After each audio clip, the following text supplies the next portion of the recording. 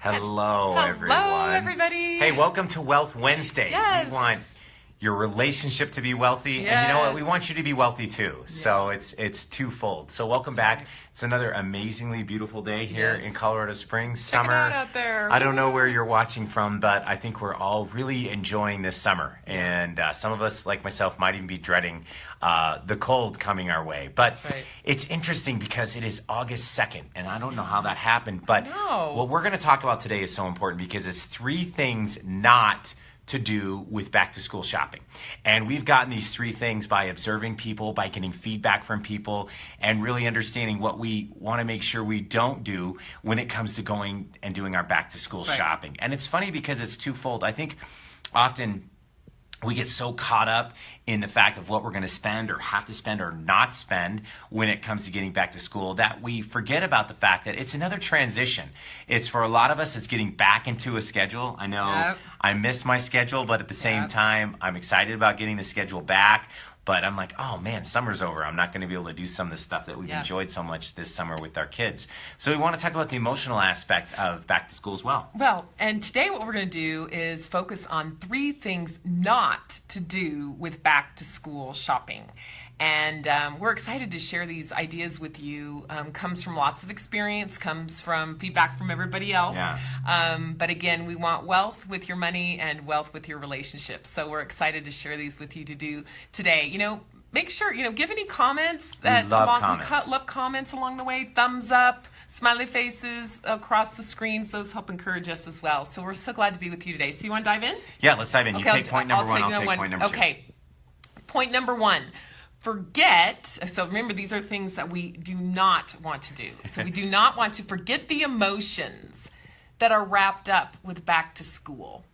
And I want to share with you a couple stories. There's a lot of emotions that get wrapped up with our kids in back to school, and we get super tasky. We got to buy clothes, we got to get school supplies, we've got college students going off, you've got a whole lot of things to get ready for their dorm, and we get super duper tasky. But we forget that there's a lot of emotions that are wrapped up with back to school. Let me give you a couple of stories, actually. First of all, there was a gal, and she was, we were talking, and she was saying that her daughter, who's getting ready to go to college, always has a volleyball tournament at the beginning of August. And that has been the thing that she's done the last 4 years. And her family has kind of been teasing her, saying things like, oh, isn't it going to be great? You don't have to, get up early this year and stuff like that. And she's like, yeah. But then there was a day that she kind of came in and said, you know what, I really miss that first week of high school and all of that training that we would do with volleyball, and I don't get to do that this year because I'm off to college. And so, we just kind of forget and get stuck with the emotion, forget about the emotional side. For those younger kids, we're just like, okay, well, go pick up those tissues, that you got to get, or those paper towels. And maybe the little kids are like, well, why are we getting tissues? Are we going to be crying in class? There's just emotions that get wrapped up around back to school. You just never know what they're thinking about. When we think tasky to do, they may be worried about their locker partner or their roommate that they're going to have in college, or the kid at the last day of the school last year that was mean to them. You just don't know. So make sure to mention that and talk about that. Say, you know what, Mom and Dad, we're pretty tasky here on back to school, but how are you feeling about going back? What are some thoughts that are going on in your head? And get them to say that. It will really, really help the whole shopping experience. You might find too that kids get real irritable, and maybe that's the reason they're irritable. Ours get real irritable around that time, and I'm like, we're just buying pencils, guys. No, but we forget that there, again, a lot of emotions that are getting wrapped up with getting these supplies. So we just really want to encourage you not to forget the emotional side of back to school shopping. Absolutely. And how that can actually be a relationship builder when it comes to something that's pretty important things wrapped around money. So real important. Okay, so point number 2. Point number 2 about things not to do with back to school shopping. Don't pick the wrong time to buy your supplies. Now, this is interesting because it's one of those things where it can be an awesome experience. The angle is terrible. There we go. Okay. It can be one of those experiences where it can be an awesome time of learning. Yep. It can be an awesome time of partnering with your kids. It can be an awesome times of conversations because they're kind of getting in their school mojo. But the first thing that when you go, make sure that you're not hangry. And what is hangry? It's hungry and angry wrapped up. I'm one of those guys where if I don't eat enough, I turn into a bear. And we call it hangry. And my kids know when I'm there. Beth knows when I'm there. Cade, my youngest, he gets hangry, super hangry, like off the charts. Like he will just literally stop talking. I'm the type of person, I don't know about you guys, but like I'll eat a little bit all day, so I don't get really hangry. And like even before we go out to the restaurant, if I'm super hungry, I'll just eat. They don't do that. Yeah, I don't do that. Don't do it. I eat 3 times a day. I remember when we were dating, you were like, I'd be like in the kitchen, in my kitchen, eating a little something. You're like, why are you eating? We're going out to dinner. Well, that's why. That's why. But so, anyway. She doesn't get hangry, I get hangry. Okay. But you can't, it's like going into a grocery store when you're shopping, you make terrible decisions. Yeah. The same is true with back to school shopping. That's right. If what I have found is if I go in hangry, I'm just like, let's just get out of here so I can get home and get some food. And you don't end up really looking. It's not fun for the kids. Not that it's going to be that much fun for the kids anyways, but really, definitely not shopping for the good deals. Right. So like, get me out of here. So the first one I like to say is don't go in hangry. It's bad. Second thing is don't have something right after it.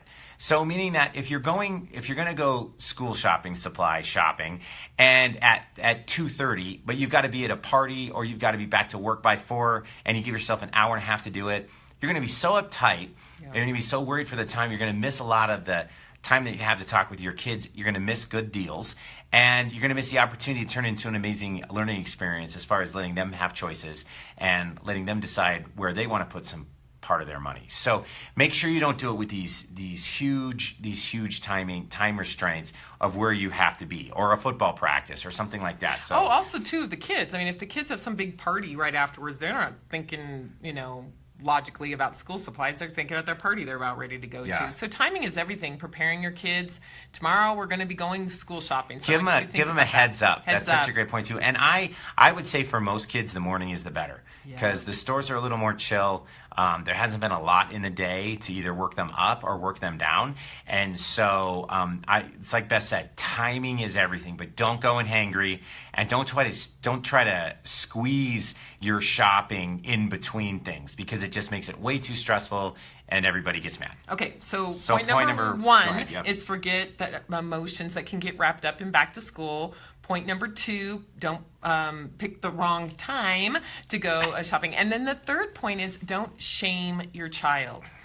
Whether it's college and children or age or it's young children, oftentimes because it's wrapped around money, we start doing things like, well, why would you want that one? This one's just as good as that. Those kind of comments.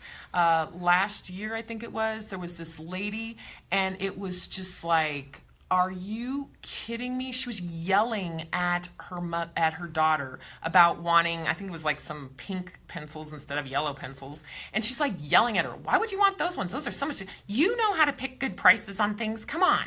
And just yelling, and everybody around is like so uncomfortable. Now that's an extreme example of a pretty terrible parent. Right, that's just a terrible parent. But I think even in small ways we can shame our kids. Just because they have likes around school supplies doesn't mean that they're bad. And just because, let's say you're picking a backpack, for example, and your child picks one that they really like, but it happens to be a little bit more expensive and you want to save some pennies. Don't go right into, well, why would you like that one? It's more expensive. They don't know that. They're just picking a darn backpack that they like. I think, I have a friend and her daughter's going off to college. And they were trying to pick out a queen bed because she's going to live in a house. And, she just picked a bed that she liked. And her mom got all over her about that. So, it's just be sure that we don't shame our children and that we use this as an incredible money exercise to learn about money. So, for example, let's say that in my mind or whatever, we had a budget for $10 for a water bottle for our sons. And they go and they pick the $15 one. You can say, great, no problem. Here's the deal. A water bottle is a water bottle, and we had budgeted about $10 for one. If you want a $15 one, no problem. Then, why don't you? Then you can, chip in some of your money, and either they do it or they go, I don't need that nice water bottle. That kind of thing. It's also interesting. It's weird because it's almost like in high school it starts getting cheaper, in that you're not responsible for all of those little tiny supplies as like in elementary and middle school you are in high school. It seems like we're not spending quite as much. But with that said, our guys kind of have an idea that like getting a really nice backpack, which they need because they carry like all their books to every class. I know you don't have lockers anymore. What's they up with they that? have lockers. They just don't put anything in their lockers. That's true. It's weird. But anyway. But so I just tell the guys, get a really good backpack and just make it last for 2 years. So Cole has this amazing Ohio State backpack that he loves. We spent $65 on it. But guess what? He's going into year 2 of this backpack, and he isn't even thinking that he wants another backpack or needs another backpack. That's such a good So sometimes point. if you pay up front a little bit Yeah. more and you say, hey, dude, this is going to have to last you next year, it was amazing how well he took care of that backpack. Now, water bottles for us is another thing. We went through 8 water bottles last year, which was excessive. We have a water bottle issue in our family. I don't know what it is. We can't hold on to it. I know. It's like those socks that you lose when you do your laundry. Ours is water bottles, not socks. Socks are fine. Water bottles, we lose. I think Camelback literally should send us a thank you note for all this dadgum Camelback water bottles that we've bought and lost. Oh, hey, look, Sarah. Came on, and she is going to go in the morning now. Great. By the way, okay. It's a deal changer. Okay. Everybody's still happy in the morning. No hangry for you, Sarah. Yeah, but don't be hangry when you go. Make sure you get a protein bar. So Okay. anyways, but I think the shaming your child is so great, but also bringing them into the purchases allows you not to shame them. So if you find yourself getting annoyed, just go, why am I getting annoyed? Well, you're probably annoyed because you hate back to school shopping as much as they do. And so it's kind of like going, I apologize to all my dentist friends out there, but it's kind of like going for a cleaning. You know you have to do it, but you don't want to do it. And so back to school shopping is in that same venue. If your kids love to do back to school shopping, get them in counseling right away. I'm just kidding. Girls like it. See, we have boys, but girls love back to school shopping. Maybe girls do. I don't know. Guys, I still remember having to do it. So anyways, but yeah, use it as a time to grow. Use it as a time to bond. And please make sure that you're not getting frustrated and shaming your child into picking things that they want. Yeah, exactly. So it's so great to be with you. Remember, there are specific things not to do with your back to school shopping. And these are from mistakes that we've made. Absolutely. These Let's are go over from all 3 things- points again. You want to do it one more time? Yeah, well, let's just give them the refresh the Okay. 3 points. Forget the emotions. Don't forget the Don't emotions. forget that emotions are wrapped into back to school is number 1. Number 2, don't pick the wrong time to do your back to school shopping. And number 3, don't shame your child. So great to be with you all. We are super pumped about really bringing love and money together. It can be a great thing. We don't want relationships to be hindered because of money and purchases. And that's what we're all about. So, Absolutely. Hey, great to be thanks with for you. joining us for Wealth Wednesday. We'll see you next Wednesday. And as always, Make it happen.